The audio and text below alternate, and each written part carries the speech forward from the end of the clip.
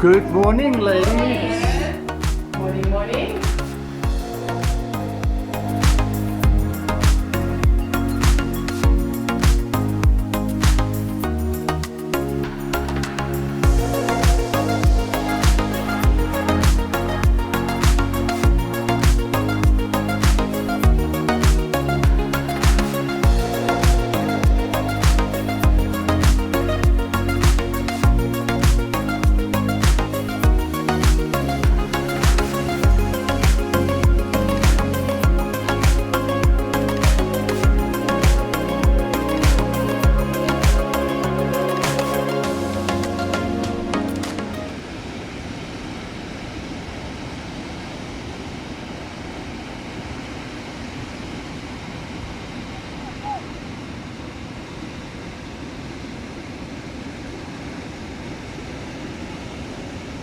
Yeah, what a beautiful sight.